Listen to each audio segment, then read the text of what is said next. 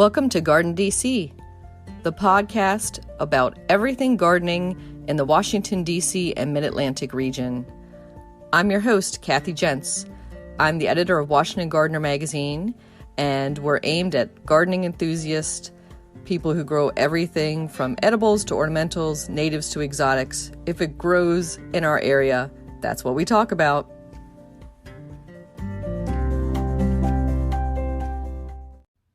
This is episode 93 of the GardenDC podcast. We're talking with horticulturist and garden podcaster Leslie Harris about all things pruning, and you'll definitely want to pay close attention to her discussion of the different types of hydrangeas and when to prune them. The plant profile is on Snapdragons, and I'll share what I picked up at our seed exchange, as well as some upcoming events in the What's New section. This episode, we're joined by Leslie Harris. She's a certified horticulturist and the host of the Into the Garden with Leslie podcast. Welcome, Leslie. Well, thank you very much. It's very nice to chat with you, Kathy. Good to chat with you too. And it always seems so like inside baseball to be talking to another podcaster, especially another garden podcaster, but kind of makes it fun. Yeah, I'm sure we'll be great guests for each other. I'm going to have you on soon. Great. And we're not too far away from each other. You are based in Charlottesville, Virginia, correct? But I grew up in Alexandria. Oh, so even closer. So let's talk a little bit about Leslie and how she got into horticulture and gardening and how you winded up down the road in Charlottesville. So we'll start off with baby Leslie. Were you born with chlorophyll in your veins? No, not in the very least. I was all about sports for years and years. Yeah, and the first time I got into gardening, I was 25 years old, and we had a house. I had stopped working. I had been a teacher, and I just had a baby, and he slept all the time. And so, I probably shouldn't have stopped working. I had a lot of energy, and I was like, okay, I made the dinner, I paid the bills. Now what? And what's this garden thing? Let me go see about this. And so I started digging, and I just have never been bored since. And so you're a certified horticulturist. That means you took courses, you actually went through the whole certification process. What made you do that and do a professional status? Well, that happened much later. So definitely was not born with chlorophyll in my blood. So what I did then was just continued teaching, had another baby, coached basketball, played all kinds of sports myself, got serious about my tennis game. And then after my husband and I had worked at the same boys' school, and I also worked at the girls' school, Greenwich Academy, we worked at Brunswick in Greenwich, Connecticut for over 30 years. And we were sort of getting ready to retire and move back down to Charlottesville where we had met. But I wasn't ready to stop working, and he was thinking about retiring. So he said, hey, your garden looks really good. Maybe you ought to start a business. And I said, oh, that sounds cool. That would be really cool. But, I think that would be pretty physical. And then, so I'm in my early 50s at this stage. I'm like, I think you work kind of all day. And then, then you have to have paperwork. And he said, whoa, maybe I would do that. So we moved down here. Oh, actually, I started studying at the New York Botanical Garden courses there to try to get certified there. But so many of those courses were geared toward people who didn't have a day job, so I couldn't get my certification there. Moved back down here, opened my business, and it was successful. It was great. But Jeffrey got a job with somebody else, so I fired him actually before I said, you can't quit. I'm firing you. And I ran LH Gardens for 7 years, and I just sold it 6 months ago. And it was so successful. And it was really unique, Kathy, in that we were not landscapers. We were gardeners. There just aren't too many models like this. I took after a woman that I worked with up in Greenwich. I worked with her on Saturdays and in the afternoons before I left. And I said, I'm going to copy all your ideas, but don't worry about it because I'm opening my business 350 miles away. And she said, oh, okay. And she was great. Her name was Cora Burnham of Sanctuary Gardens. And she ran a really good business. And I took away things that I wanted to do and other things that I didn't. But what I really wanted to do was just the fun parts of gardening, like, the containers and the annuals and the perennials and the fine hand pruning. So no mowing, no blowing, no big noises, and we did a couple ball and burlap plants at the beginning. And I'm like, yep, that's enough of that. We'll just be subcontracting landscapers. And so I got into it. I was a very keen personal gardener for all those intervening 30 years. And then once I really had to do it, of course, you learn every day. I mean, I'm still learning every day with my podcast, constantly researching things that are not familiar to me. So I just love it. I think it's really fun, gardening in all its aspects. Yeah, I think you found a really great niche there because that's a lot of what people ask me for referrals for is somebody who can do something above the level of the mow and blow service, but not a full landscape redesign. They just want maintenance or they want a zhuzh type of thing. Yeah, no, there's so many well-meaning landscapers who have not had the time or the inclination to study about individual plants and when they might want to be cut back and pruning techniques. And just to be able to do that was so much fun. And I learned a ton. I think that our hand pruning is what really kept us busy in winter. That and on cold days we would mulch. And the business goes on. I mean, my manager of operations, a young lady named Abby, took over, and it's Abigail Gardens, and she has all of my clients and a few more new ones of hers. And it's a really good business because so many people who want a gardener end up with just, oh, that lady, Leslie, okay, she can come on Thursday afternoons, but oh wait, she sprained her ankle, now she can't come. Whereas if it's a team, and I had a crew of 6 women, sometimes I had the occasional men, and they were great workers too, but it was usually women. And so our job was to know the clients and know the garden and know the likes and know the dogs and the cats and close the gate and blah, blah, blah. And it was very much consistent. And so the clients, and a high level of communication. So the clients ended up being very happy. Wow, now I wish I could have hired you. I'm tempted to hire Abigail Garden sometimes. Yes. I was gonna say, it sounds like we can clone ourselves, but yeah, that's so needed, and so necessary, especially somebody who can ID weeds from desired plants and won't be weed whacking everything down. Yeah, I mean, we did have a weed whacker, but literally it was to maintain an edge of grass. You know how you can flip it on its side and just go, and so you've edged it with a shovel, but then you just trim up that grass, and it looks so tidy when you've left.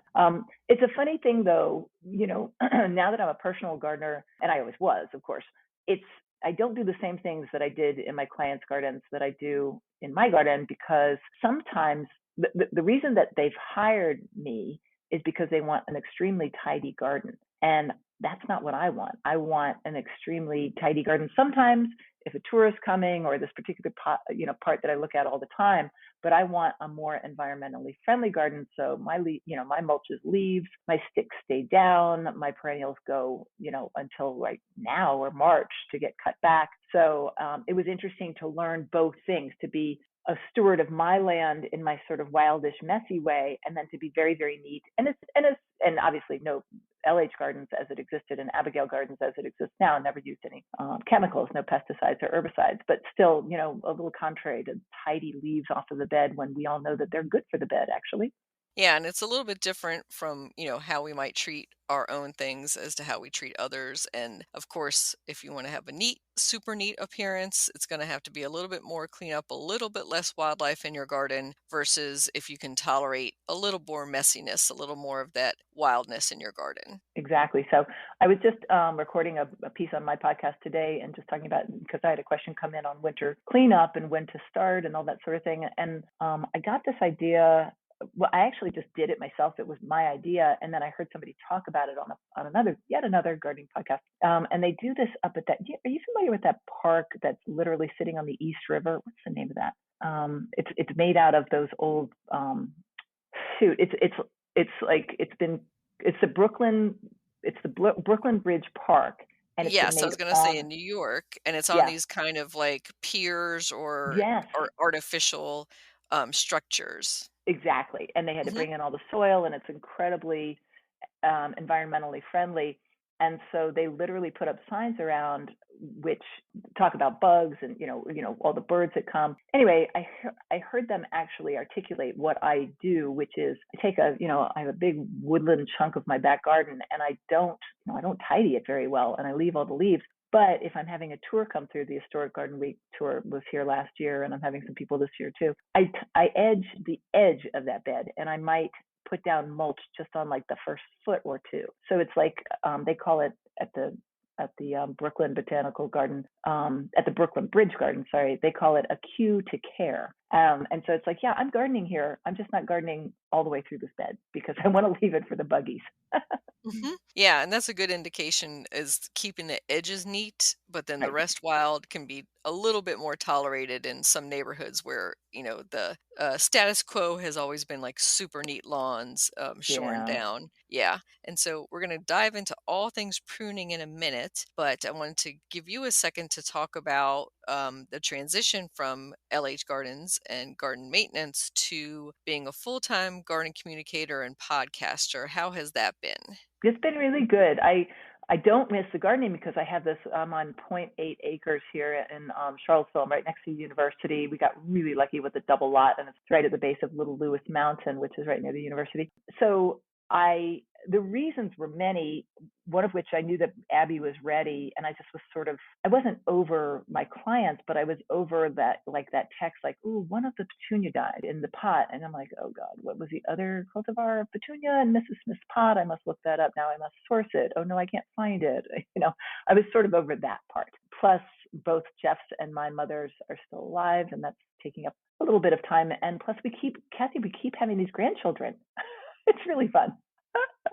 There was a fifth one born 2 weeks ago, and there's a sixth one coming next week. And so I'm like, something's got to give here. And I had started the podcast because a local radio station called me up last February and said, hey, we've heard you talk. I did some things for UVA when they were during COVID, when they were just like, we need something to do. Let's get her talking about her garden. I had a friend who worked in development there. And so anyway, the local radio station called me up and said, hey, do you want to do a radio show? And I said, sure. And as long as I'm making audio files, I might as well send it out to be a podcast too. So I got some help with that. And then you know what? I just started enjoying it, Kathy. I like talking about plants. I like the little research rabbit holes that I go down into. I like fully admitting that, you know what? I'm not going to research that. If you want to know more about that, maybe you listen to Kathy on her podcast. I think that's part of it too, I'm really enjoying it. And so I miss Abby and I miss that day to day, but I also am loving the flexibility of having a podcast and the travel and seeing, and family and going to the gym and working in my garden. So it's been a great transition. Thank you for asking. Yeah, and congratulations on those grandkids. It's going to be so much fun to have them in the garden with you too. Yeah, we started a little bit. We do little projects when I go up and visit them in Connecticut. It's fun.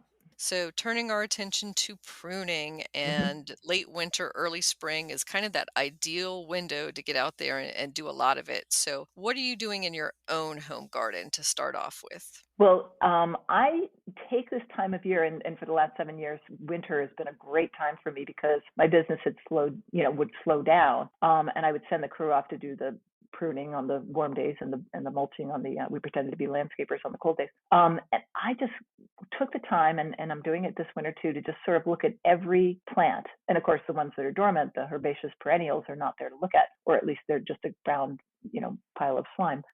So I'm not looking at those, but I'm looking at my many flowering shrubs and sort of examining them. And I'm really not afraid to prune things that are going to bloom like this spring. And so here's why.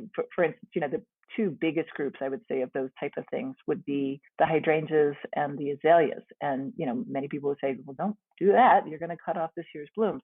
Well, for a couple of different types, and we can go over the, some basic types of hydrangeas for two different types, for the paniculata and for the arborescens, you're not going to cut off this year's blooms. For azaleas and the other types of hydrangeas, you certainly are. But what I cut are the low branches where if that branch were to flower, I wouldn't see the flower. I wouldn't enjoy the flower.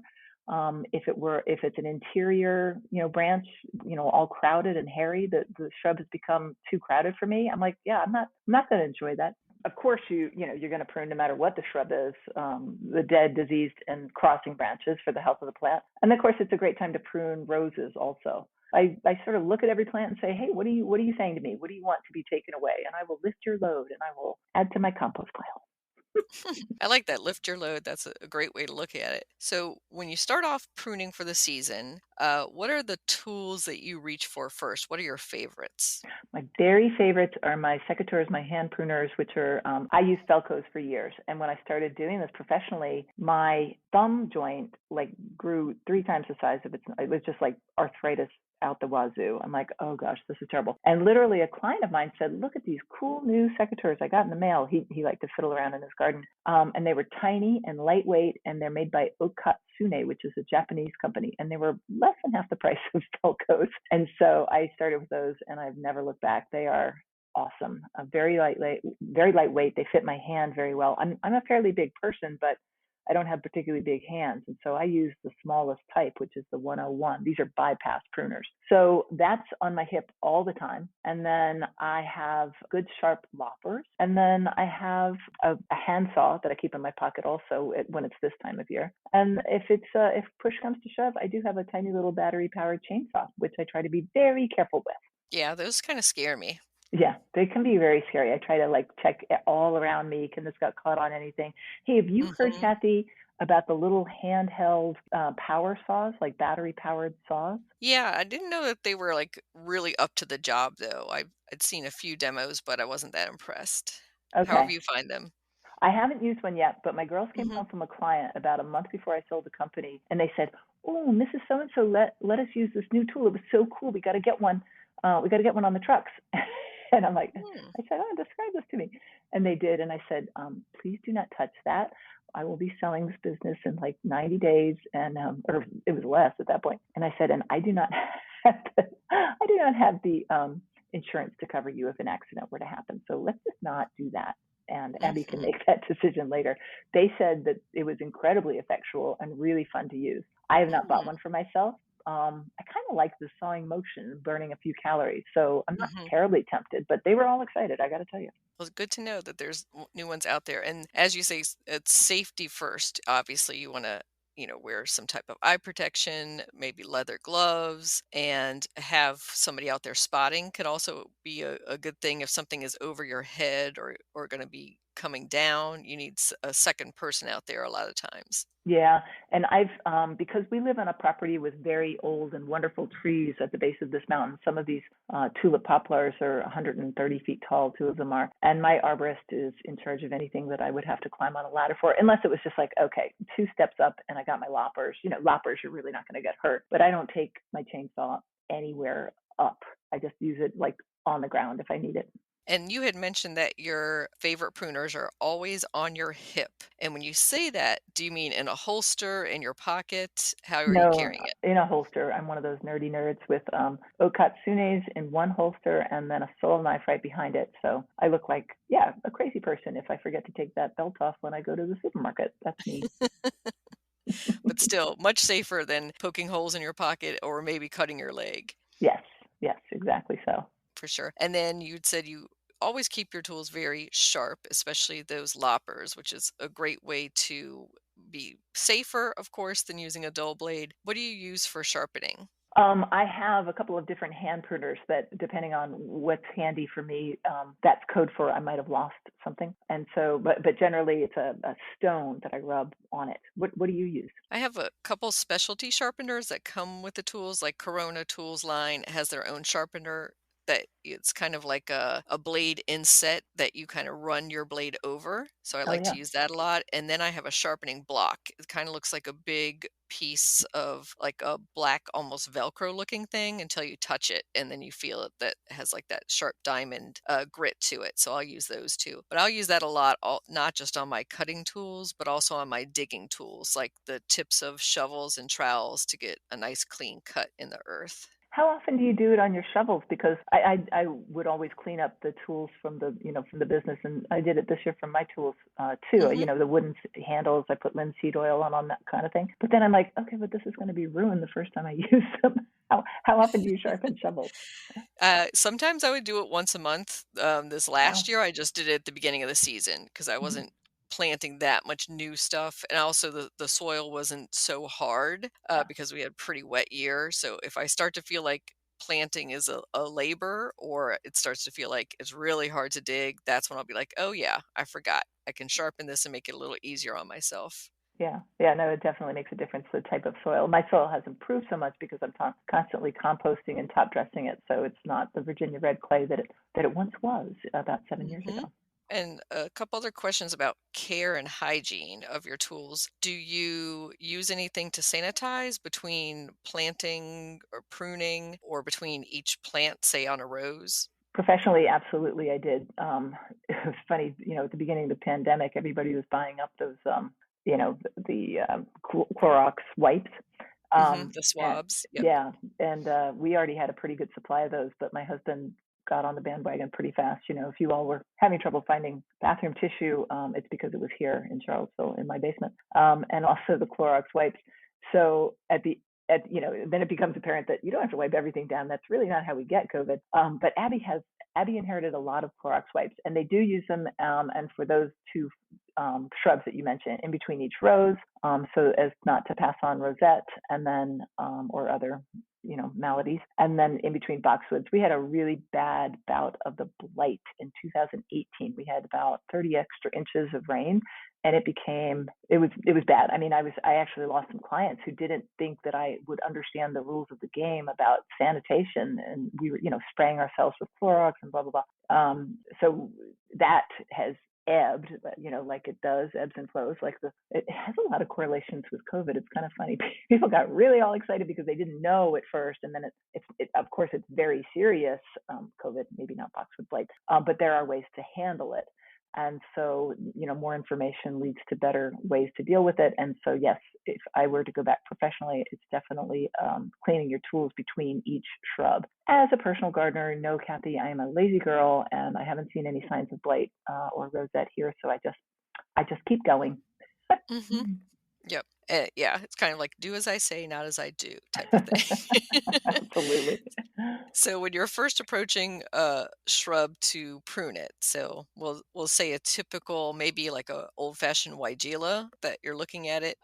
What are your first decisions when you're looking at it? First decisions would be dead, diseased, and crossing. And so, I guess it's pretty hard to tell what's dead on a weigela at this time of year. But if you give it a shake, you might be able to tell. And then I actually I only have a couple of those. They wouldn't have started to have their buds swell right now. But on many shrubs that you can tell, okay, that's a swelling bud, and I know that's alive. And of course, the great trick with your very sharp secateur is you just, take a little scrape off of the bark, and you can tell whether something's alive. So if it's dead, off it goes. And then, like I said, for my own personal taste, I guess I'm a little bit of a neatnik in the garden. I don't like low, floppy branches. I like a nice vase shape. So I will cut away the low things that are not going to make me happy anyway. I love to stuff my garden with plants, natives on the bottom, such as heucheras or ferns. And so, and in the sun, maybe some, I don't know, phlox subulata or something like that. So that there's always, so it's more like a green mulch. So I don't like the low shrub branches because I like the low plants. And the other thing, and this is a highly technical horticultural term that I'm sure you've heard of in all your years of study, you got to cut away the crazy bits, the crazies. Those are, a plant has taken on this shape, and you're like, okay, the majority of you ends at about 3.5 feet. But then what is this thing that's coming off at a crazy angle? And it's like, you're rebelling here. You're just not part of the program that I want. And so off with your head. Sorry. Yeah, and I think other crazy bits, as you call it, would also be suckers or anything coming out below a growth node. So, especially say on your roses that are grafted on there, you want to be cutting out anything below that grafted point. So you're not risking reversion of the plant. And then that's what I'm seeing a lot of in some of my shrubs is suckering that is unwanted. So that's something you can attack at any time of year, but especially now once things are kind of bare and you can see it easier. Yeah, exactly. And you can actually, there's so little color competition, you can probably tell the difference in the color of a sucker versus the plant that you really want. There might be a slight difference in the coloration of the bark. Yeah, for sure. I'm seeing that even today on my thundercloud plum tree. I'm seeing suckers that are a bright, almost burgundy red versus the darker burgundy red of that bark. So I'm like, oh, you got to go. Yeah, you got it. Off with your head. Mm-hmm. So you said you prefer a vase shape to a lot of your shrubs, and some of them are naturally more vase shaped, say like a witch hazel, and some you have to kind of train into that. Are you big on training into forms or topiaries or that sort of thing? Yes, I love to torture my plants. It's so fun. Here's the one that I really like the natural shape of. You know how azaleas grow in kind of a shelfy, like almost like shelves if it's a mature azalea. It's like Mm-hmm. coming down, and I would never touch that. It kind of bums me out when I see azaleas pruned to a hedge or pruned to a ball. That just sort of makes me sad. But that being said, on the contrary, I am very pleased to make lollipops out of lots of things. And I have some espaliers going on. I had this Photinia A couple of examples walking around this property when I first started to garden here 7 years ago, there was this photinia that was blocking a view that I wanted. Those are great big non-natives. And I'm like, oh, off with your head. And then I'm like, oh, but wait a minute, wait. If I just get you to a height where I don't have to climb on a ladder to prune you, and then I take away all your lower branches, then you will be a very pleasant lollipop right here. And that's what he has done for me. A couple of other things. There was a tiny little tulip poplar volunteer at the base of my largest tulip poplar. And I thought, well, isn't that ironic? What a tiny little baby. But I didn't want it there. So it had 3 trunks growing up because people had tried to cut it before, I'm sure. And so I took those trunks and I braided them. Yes, I braided them like a ponytail. And then I threw some wire on it, which after they kind of melded together. I'm sure there's a scientific word for that, but the bark kind of grows together. And so I took the wire off because that would be damaging ultimately. And I keep it to about 4 feet. And every winter I say, hello, how are you doing? Let me just give you a little haircut there. Now you can stay. So it just depends on if it's a plant that I don't want to be there, if they can play my little games, then they get to stay. That sounds kind of cool. Like I've seen people braid, so to speak, plants into like a chair form or a ladder, or it's really easy usually to do that to willows to kind of train them into almost garden furniture and then cut them off at the base and dry them that way. Oh, wouldn't that be fun? I know I'm not that hmm ambitious, but that is very cool. It's a several years project, but something to try, maybe something for fun. So you threw out a big vocabulary word there, and so I want to rewind that for our listeners. So espalier, let's define that, and then maybe talk about some of the espalier projects that you have. Well, I believe that espalier started because back in medieval times they had to have walled gardens. I think there were rather large animals that would have wanted to eat possibly the apples you were growing, possibly the gardeners who were growing the apples. And so they needed their trees in order to get food to grow to not be so many dimensions. And so just up and against the wall. And of course, the wall produces heat also. So that's another great gardening technique. So the classic espalier is one that is just 2-dimensional. So it grows high, and somebody, you or maybe a nursery, has trained it to be a main stem with other bits coming out. And it can be quite geometrical and squared off and symmetrical, or I've seen some lovely ones that are just sort of, a bending sort of main trunk with sort of bendy, wave-ish things coming off of it and wired to a wall. So that's what I have. I have one that I bought as a small espalier that's an apple tree, and then I tried to espalier my own Magnolia grandiflora. It was growing as a volunteer down by my compost pile. I'm like, come, let's be over here on this wall, and I will grow you. But turns out those things, I was not tracking that they have one big long taproot, and I didn't get all of it, so that guy didn't die. But I did buy myself another little Magnolia grandiflora that had, these are the types that want to get 50 feet tall, but I have him growing against the wall, and I just go visit him, once a week, not even once a month, and say, okay, yeah, you can keep that branch, but you can't have this one. And there's an easy way to get, you can put it on a trellis, or you can screw you can screw things into your wall and use soft wires to just start to train it the way you want it to go. It's very amusing. Yeah, and so such a great use of vertical and flat space, especially for small space and urban gardens. So, a technique to think about when you really want that fruit tree, but you don't have the space for it. And that would be a great alternative. And like you said, the Magnolia grandiflora, I definitely don't have space on my property for one, but I could look at maybe starting an espalier of one. Yeah, and then you could also, there's cuter. I don't know if they're hardy up where you are because they're kind of borderline down here, but we're close in climate. There's the little gem, which says it's dwarf, hmm but it can get to 20 feet. And then there's teddy bear, which I think really only gets to 12 or 15. Yep. Yep, that would be a perfect choice for that. So, speaking of specific plants for pruning, you talked a little bit about hydrangeas in the beginning. So, Mm. that's always something that people struggle with. So, let's go down the different families of hydrangeas and what you can prune now and what you need to be careful of. Okay, I love to start this topic by just saying, hey, guess what, guys? Nobody has to prune any hydrangeas ever. Mm-hmm. if you don't want to. But here are a couple places where I would, and that's of course with dead or diseased branches. And then there's that look. Have you ever seen, Kathy, like, oh, I went to a graduation party and the mother of the grad had just really worked hard in their garden and everything looked beautiful, except it was, so now it's June, right? And her magnolia, Mm-hmm. they were macrophylla, the big leaf, the mop heads, and everything had leafed out. They weren't starting to bloom yet, but that leaf in itself was really pretty. And she had just not taken away the sticks that stuck up above the plant and then just had not made it through the year. So we're looking at a pretty green bush with sticks on top. And I'm like, let's just have another glass of punch. I'm sure nobody else but you noticed. You were I probably obsessed. know, You I were probably like, know. I can't look anywhere else but at this hydrangea macrophylla. That and bad grammar drive me crazy, and I should just let it go. Let it go. But anyway, so nobody has to prune any hydrangeas, and here are the types that you really shouldn't prune. And those, because they're about to flower, and unless they're, it's a dead branch or a branch that's making you crazy, of course you prune what you want to prune because it's your garden. But you will be pruning flowers, the spring's flowers, if you prune your oak leaf hydrangeas and your mophead or macrophylla hydrangeas and your climbing hydrangea, the petiolaris, however you say that, and what am I missing here? The serratas, the mountain hydrangeas. Mm-hmm. And so those four, yeah, maybe not so much. And if the plant's too big and you're like, but wait, I am willing to sacrifice flowers because I can't see out of my window, then yes, of course you do. But a better time to prune those four types because they've gotten too big would be after they've flowered. So you've at least enjoyed some flowers, cut them and bring them indoors. But before it gets too late for where you live and where I live, I would say August, so that they have time to form new buds, so you won't miss a season of flower.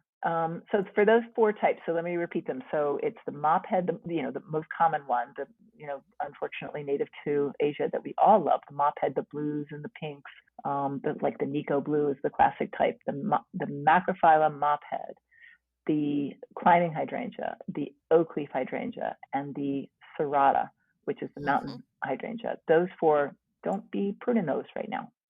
Hands off. But the other two, which you absolutely could do, but again, don't have to do, are also very popular, and they are our native hydrangea arborescens.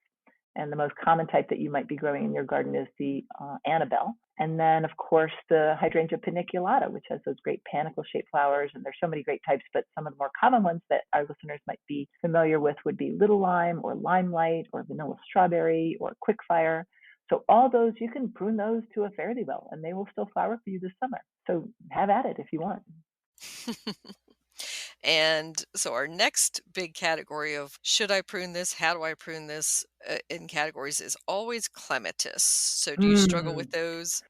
So much so that all I'm going to offer to your listeners is solace in the fact that a certified horticulturist is clueless on this topic. I know that there are three types, and if you can keep your type straight, if you go shopping and a good nursery will indicate to you, do you have type 1, type 2, type 3? And then you go to the Google machine and you look up the rules for pruning that. So unfortunately, and boy, Kathy, if you have any tips, I'd love to hear them. But here's what I do. I don't tolerate a lot of brown in the garden if it's in my face, driving me crazy brown. So I know I have two ways to help me improve my clematis. If I go to buy one, I make sure it's the type that you can prune all the way down to the ground, and you're going to be fine. Because there's some great choices in that category, and that's the easiest one to deal with. If it's not that type, and I'm not sure that I'm pruning away this year's flowers, but it's driving me crazy, guess what? It's coming down anyway. So fewer flowers from me, but I've made myself happy in the meantime. What are some tips that you can give listeners since I've failed so miserably in this topic?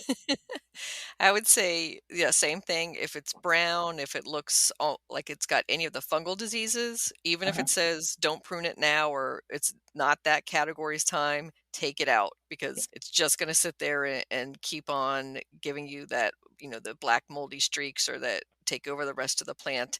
And sometimes I find even if it's the I'm not supposed to prune you all the way back kind. If you cut them back every 3 to 5 years, like a really hard prune back, they regenerate pretty well. They come back kind of gangbusters after that. So it's kind of like they can take a lot more abuse than the books will say. They almost act like they're prima donnas or something. And also, I would say for the consumer, the gardener who's going to go to a local garden center, many of the clematis you see for sale now have been bred to be container grown or to be small. So they're not these huge rangy plants that you're going to have to constantly be pruning. So your job is more to guide them onto, say, a trellis to secure them, or maybe drape them over another shrub or let them wind through something, than having to do that annual constant pruning to them. Those are really good tips. And if you've, just another one, if you've gotten yourself to a point where, no, oh my gosh, this is an arbor and I wanted it to cover my arbor, or you really wanted a more exuberant look with your clematis and you've chosen poorly, all is not lost, because you could always add a couple of flowering annual vines, such as moonflower or the hyacinth bean. And they could add to they're gonna flower probably a little bit later. Clematis can flower later in summer, but they'll have their big burst, especially if you're a cheapie like I am and you just use the seeds. They're gonna really bring you joy in August, September, even into October, and they'll cover that trellis, no worries. And that's a great advice, because twinning almost of vines, where you put an annual with a perennial, gets you a lot longer season of bloom. And then, if one of them is a little more disappointing and not as floriferous as the other, you got that fill-in effect. So yeah, that's always a good thing to do. And they get to climb on each other and support each other, because sometimes one little clematis can look a little spindly, right? Yeah, it really can. So I always add the other things. So let's talk about the actual cuts we do in pruning. So Hmm. it's, because we're talking on a podcast, we're going to have to describe it a little bit. But I do find it's a common mistake with beginning gardeners that they will be a little too conservative and they will prune like an inch out, from Yeah. a stem or from a trunk. So you'll have what I call these little thumbs or these little burrs sticking out all over. Yeah. So you want to prune to make the plant happy, but you also want to make yourself happy, particularly if it's a plant that you're looking at all the time. When I was training my crew members to prune properly for clients, we talked about the crotch pruning. So you take, like, oh, okay, this branch is too long. I have it in my left hand. I'm going to follow it with my right hand. I'm a righty, back down to a good crotch that's interior, and I'm going to make my cut near that crotch. And if I don't follow it to the interior of the plant, if I make my cut so that it's on the outside of the plant, the client, I can see that cut. And so if you're not very exact with that cut, it might look ugly. We used to call them like leaving candlesticks. So a crotch cut makes it so, all right, the main stem goes not into this thing that I just took away, but into this other one that's on a diagonal. So it looks a lot more natural. But if you don't cut near the crotch and you leave something 2 or 3 inches long that's just sitting there, it's like, you need to go back.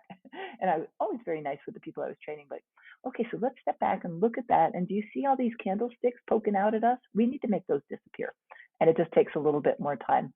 Of course, there are a couple of shrubs where you could just not take as much care, and one of those would be the azalea. You can make what's called a heading cut there. You don't have to really look for that crotch. You don't have to really look for that node in order to make a decent cut there. It might not look good in the moment that you're doing it, but you can go pretty hard because it will grow back from basically wherever you cut it. And boxwoods are the same way. So that's a good thing to know, that you don't have to be so gentle unless you want to walk away with something that looks primo.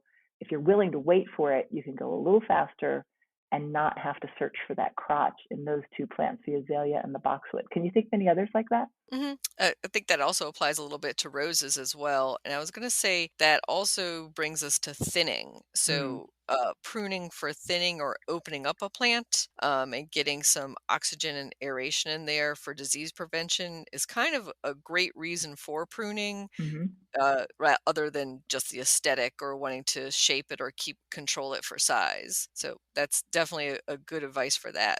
Yeah, and for boxwood, is particularly if you're worried about the blight, air circulation does help to keep that at bay. And so literally poking holes. We would, when I would tell the girls to go to Mrs. Smith, and I'd give them a job list, and the term was punch holes in these boxwoods. And so when you're finished, it looks, well, if you were to just punch one hole, it would look like, oh, what happened there? But when you're finished, it's a pattern of holes, and not great gaping airy holes, but a real different look than when you started, where it's just leaf, leaf, leaf, leaf. You've created these holes in a sort of a systematic and hopefully aesthetically pleasing way, so that the air is getting good air circulation, so that the plant is getting good air circulation, and so that the growth of the plant on the outside, which is, what happens when you shear a plant on the outside time after time after time, the new growth comes only on the outside. So there is no interior growth, so the plant is less healthy. And that's why you want to reach in and poke those holes and get that air circulating on the inside. Yeah, and I'm imagining somebody listening to this and actually punching a hole in a shrub. So, Okay, so instead, yeah, what you want to do is you want to take, so you're looking at a boxwood, say it's about 3 or 4 feet tall, and it's a little misshapen, and you want to prune it for that reason, or you just know it's really tight. Like if you take your fingers and say, hey, hey, hey, what's going on the inside of this? And there's only green growth on the last 3 or 4 inches of that shrub, and they're just sticks on the inside, that's when you know you need to punch holes. So how do you punch the hole? You don't punch anything. Grab one of the longer branches that can be pretty big with your left hand and go back at least halfway or at least maybe a third up the branch and just cut. And again, with a boxwood, you don't have to look for a node. You don't have to look for a crotch. Have you ever heard, Kathy, of people just breaking off boxwood branches to prune them? yeah, I was going to bring that up under finger pruning. So Hmm. I will see people, especially with those brittle type shrubs like azaleas, like boxwood, you can, not use pruners and just go in there and snap with your fingers. And I've heard some people really disagree with that sort of strategy, because if you break it off with your hand, then it's not a clean cut, and clean cuts are a better practice for just keeping disease away. But honestly, in a hurry, I've done that a lot, and I've never seen any ill effects. Shh, don't tell the people who really think that's bad. Yeah, and I think that's kind of a thing of experience. So you get experience for which shrubs and trees in your garden are very, very brittle that you can literally finger prune very easily, Hmm. and pick out anything dead or just snap it off and it comes off cleanly, versus the ones that you snap it and you pull half the bark down the stem of the tree, and you've made a big error in that case. Yeah, that tree is not going to be so happy with you. And just Mm-mm. we're talking about pruning so much, and some people. It's funny. I was just in Florida for a month, and they have so many huge hedges down there, and they refer to it as trimming, and not. I think of pruning as pruning, like with your hand pruners, but then there's this thing of shearing, and I would never say trimming, but whatever. That's just semantics. Shearing is when you want to shape something. So you're taking your shears and just say, okay, I want you to be a tighter lollipop, or I want you, you can make topiary out of some wonderful things and take a shears and do that. Right now is not a great time to shear, because lots of plants don't react really well. Some would be fine, but when you shear, you're cutting individual leaves sometimes right across that leaf. And then if you have a really cold night, that leaf might say, oh, I didn't like being cut right in the middle of myself, and I'm going to turn brown. So it's not a great look. It's not a great time of year to shear, but it is a great time of year to prune individual branches. And there's also that philosophy of pruning of wherever you cut, that is where the plant is going to grow. Like you Right. are basically sending signals down to the plant's brain, so to speak, the hormones in the plant to say, where I just cut you is, say, where, a deer or prehistoric animal or what have you came along and bit you off. So that's where I need to send my new growth. So that's something to really keep in mind when you're pruning, that you're telling the plant, this is where I want you to grow again. And that can be a real, philosophy or a real way of shaping a plant or guiding it in the future. And I think that's particularly important information when you're rose pruning, because roses again want that air circulation. They want to be not a thick, crowded thing. So when I would train my gardeners, and I do this I do this myself. I do, instead of just talking this talk, I walk this walk. My roses are pretty pathetic. They don't get any extra care, and I just have them kind of far away from the house so that I'm not reminded about how mildewed they are. But I can't. But mildew doesn't keep them from flowering. They're not that mildewed, so I do enjoy them. Anyway, I do prune them in winter, and I always look for a node that's facing outside, not inside of the shrub, so that the branch that you just talked about that is signaled to grow will grow outside and not inside to be crowded. And so I get a wider, hopefully more floriferous and healthier rose that way. Yeah, and to describe that outward facing node or the inward facing node, so you kind of can run your hand along a stem and feel those bumps, those growth bumps. And then when you find one that's kind of facing on the outside of a shrub, that's the one you want to cut right above. Exactly. And you should be able to see them actually. I mean, they're beginning to Hmm. swell down here. So, Yeah. and a good rule of thumb is just to cut about a centimeter above. If you cut too far above, then you get that candlestick dead thing, that what you've left Hmm. behind will turn brown and never look pretty. It's not tragic. The plant won't die or anything. If you cut too close to the node, that node might say, you know what, you actually damaged me, and the next node down will have to be the one that grows and not me. So again, not as beautiful look. So about a centimeter above it at an angle is a really good rule of thumb. And then yes, it's so that you are looking at a bud that is facing away from the center of the plant. Yeah, and it's much more noticeable and easy on roses because they're almost like a bright red Yes. against the bark at this time of year. Other shrubs, they kind of hide some of those growth nuds from you. They can kind of be like, until you really feel along it, it's really hard to find them. Yeah, that's very true. You can see them very easily on macrophylla hydrangeas. You know, those buds are like as Hmm. big as your pinky thumbnail or pinky nail, and they're really fat, and they will get fatter in the next month. But for instance, on a different type of hydrangea, you're like, oh, I see a lot of bark. I'm not quite sure what's happening here.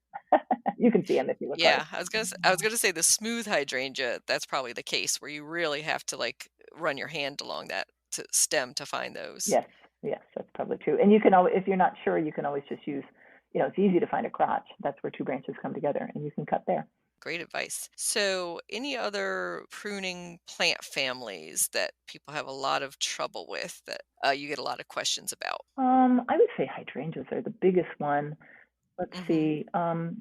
Oh, I was just going to say when we were talking about a little while ago, we were talking about some of the plants I've tortured in this particular yard. And just a kind of a trick that I've come to, and I think it's useful for a lot when I go. Part of my business now is I do consulting as opposed to actually gardening. I go talk to people about their gardens and what they might want to do, and problem plants. And I do some designs, but mostly just you could have somebody design this, or you could have somebody do this. Very satisfying. You walk away. Anyway, the idea of a plant that is too big for a space and it's not making you happy, of course you can remove it, but that's going to take a lot of sweat or hiring somebody else. So, for example, when I first moved into my house, there were these great big ilex, the what do you call those things? They were the crenata ilex. So, is there a common term for those? The crenata? Trying to think of a different holly type. Yeah, it's a Japanese holly that looks like a boxwood, but if you upon closer look, it has serrated edges and alternate leaf growth. So and it doesn't smell like a boxwood. So you're like, okay, Hmm. I So, planted. Japanese Yeah, holly, sometimes boxleaf holly. yeah. I think most people call Yeah. them Japanese holly. But anyway, Hmm. so they were making me quite unhappy, and I considered digging them out. And again, I considered my back and my wallet. So I thought, okay, how about this? I don't like them, and yet they probably have a very successful root system because they've sent up a great big plant that is too big for me in this spot. So I will cut them down to the ground. And if they survive that form of torture, they are welcome to play in my garden because they've survived it. And so cutting something down, like a real rejuvenation pruning, is a very effective way to almost get a new plant without shopping. You know what I mean? And that's some great advice because, yeah, if it's completely been ignored or overgrown its space, and then you get, kind of that whole rebirth, like literally a rebirth of that plant and get to enjoy it in that juvenile phase. And probably it will be airier, healthier, maybe even more floriferous, more flowering for you, depending on how like overgrown or over mature it was. Yeah, as you indicated before, when you prune a plant, you're telling it to grow. And so, and yet, if you have something in your yard that you're worried about, like, well, I would never want to lose this thing. It was grandma's lilac or whatever it is. Maybe you're more careful in that situation. And just keep in mind, a good rule of thumb is if you want to be cautious about pruning a tree or a shrub, taking away at any one time more than a third of its growth is probably not very cautious. So if you want to be cautious, think, okay, a third away. And so I've had some clients over the years that, for instance, needed rejuvenation pruning on boxwoods that were so big that they were covering their windows. but they were also they were in such bad shape that if you prune them a foot down, all you would see were sticks, because they'd been sheared. And so the only growth on those shrubs, which were decently healthy, was on the outside. Nobody wants to look at at sticks for a year. So you could do a little bit at a time, and finally, because that once you get it down to close to sticks with a few green tips, then that air and light is getting into the interior of that shrub, no matter what it is, and it is growing much more healthy. And then you could probably do a bigger cut the next year. So there are lots of things to think about when you're just dealing with the health of a normal plant. Just like, I should probably prune this because, well, wait, should I prune this? And remember that you don't have to in a lot of cases. But if it's something way too big, that rejuvenation pruning, like literally, wow, I could be killing you, I'm pruning you so hard, but let's just see if I did, because if I didn't, I welcome you back to the garden. Great advice. And so true that sometimes we don't need to prune. And Yeah. that's a hard message to get out to a lot of people that are just habitual pruners, that they just kind of like the zen of it, Yeah. right? And I always say, buy some bonsai and, and go at that. Yeah. But not everything needs pruning, right plant, right place. If the plant is happy where it is and healthy, it probably doesn't need pruning. Yeah, no, absolutely. And unless it really bothers you or you can't see out of your window. Oh, another thing that I've come to later in life is that I have some plants in my yard. Oh, for instance, back to magnolias. I have 2 teddy bear magnolias that are on either side of my front porch, which is, well, let's see, it must be about 7.5 feet tall. Those 2 magnolias will never get any taller than 7. It must be 7 feet tall, because I can reach the top of them. I'm almost 6 feet tall, so I can reach the top of them. I'm never going to let them get tall enough so that I need to drag the ladder out to prune them. And I've done that with a lot of plants. I'm like, okay, I'm going to get on the ladder one more time to get it down to this height. And then after that, it's a yearly haircut so that I never have to get on a ladder again for you. Because I like you at the size, and I don't like ladders in my 60s. So that's something to think about too. Yeah, anything we can do to stay off a ladder Yeah. is a good idea. You just have to keep on top of it and make sure you don't forget that one year you get busy or you're doing a lot of traveling and then miss out, and then it gets above that height again. And that's maybe when you get some landscaper to come in, or your extremely tall son-in-law named Mateo, who's got long arms, and yeah, you can get help. Great. So how can listeners get in touch with you, Leslie?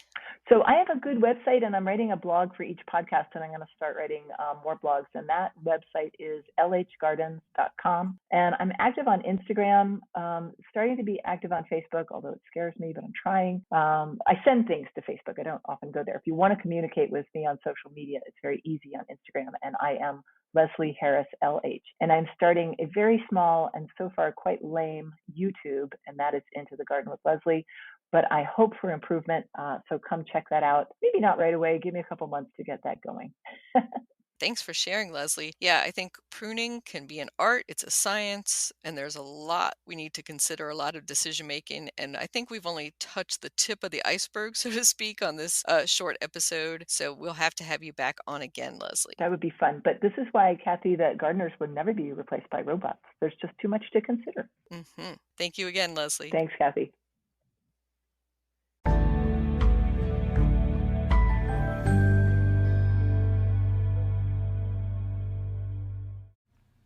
Snapdragon plant profile.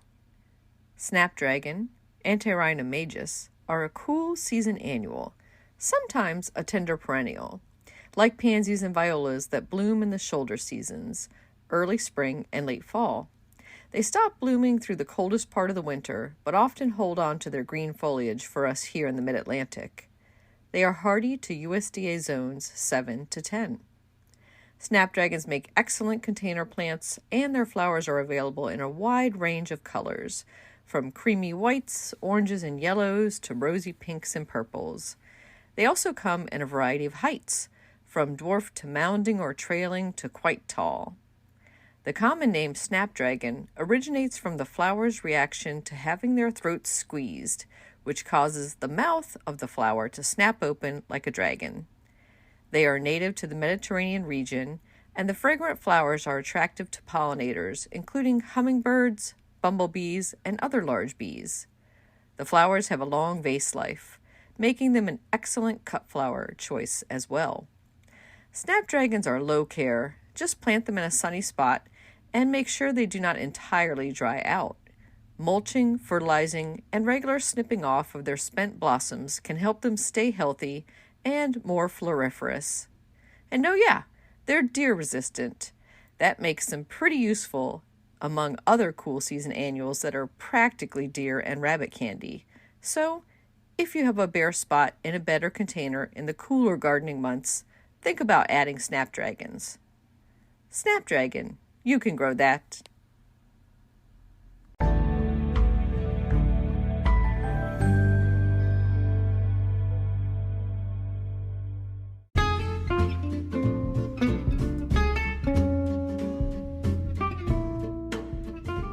What's new this week? Well, this episode is going out a few hours later than we usually post it because we spent the day hosting the Washington Gardener Seed Exchange at Brookside Gardens. And while I was there, I picked up some interesting seeds that I'm going to be starting this year in the garden, including the butterfly pea vine, which I'm super excited about. And I gave away cucamelon, or Mexican sour gherkin as it's sometimes called, seeds. We also had seed peanuts. We had many different colors of zinnias, and I'm going to try out a few of those. And of course, lots of different marigolds and other annuals came in the door and went right back out, and they're going to be in everybody's garden this spring and summer. I can't wait to see those. So I also wanted to share that our February 2022 issue of Washington Gardener magazine is out and posted online. You can find that at washingtongardener.blogspot.com. In this issue are our 17 award-winning garden photos, so definitely check those out. There are some stunning images by area photographers and gardeners. We also have a story on carrots, the essential vegetable, winter aconite plant profile, native Virginia waterleaf, why you should use gray water, and a profile of Deborah Dranby. She's a shepherd of 56 hooves, and you will fall in love with her goat herd. In upcoming events, I wanted to call your attention to the Ikebana International Chapter No.1 is having a luncheon and demonstration on Saturday, March 26th at 10 a.m. at the Columbia Country Club in Chevy Chase, Maryland. My own garden club, Silver Spring Garden Club, will be meeting back in person at Brookside Gardens on the third Monday evenings of April, May, and June. And we welcome guests to our meeting, so please check out silverspringgardenclub.com, and we will be posting those meeting details in upcoming months. Happy gardening!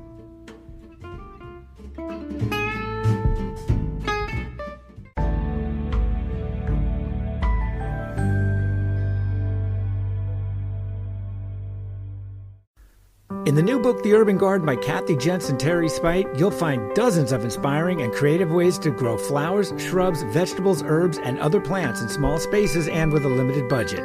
Whether you want to grow on a balcony, rooftop, front stoop, or a tiny urban patio, turn your growing dreams into reality and build a gorgeous and unique garden that showcases your personal style while still being functional and productive. With the ingenious ideas and resourceful tactics found here, you'll be maximizing yields and beauty from every square inch of your space, while also making a lush outdoor living area you'll crave spending time in.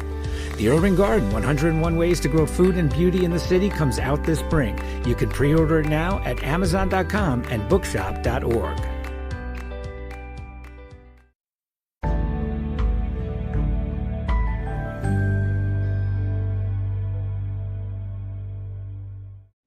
Celebrate spring with 4 exciting gardening books and their authors. This free online party takes place on Thursday, March 24th at 7 p.m. Eastern. It is sponsored by National Garden Bureau and Garden Communicators. During this live webinar, you'll get to virtually meet the 4 authors and learn some of their best gardening tips. Those authors are Sean and Allison McManus, Christy Wilhelmi, Raphael Delalo, and Tony Gattoni. Attendees will also have a chance to win one of 3 gardening giveaways. Register for this free webinar at ngb.org. Select the Education tab and scroll down to Webinars. See you there.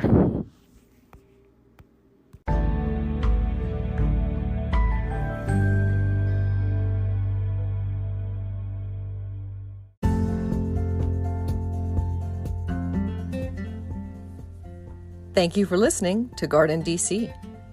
You can become a listener supporter for as little as 99 cents a month by going to anchor.fm/GardenDC/support.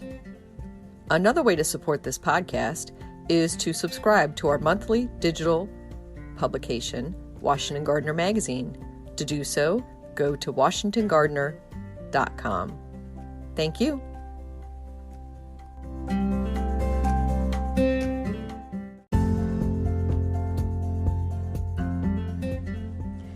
You can find Washington Gardener online at washingtongardener.com, on Twitter at WDC Gardener, on Instagram at WDC Gardener, and on Facebook.com at Washington Gardener Magazine.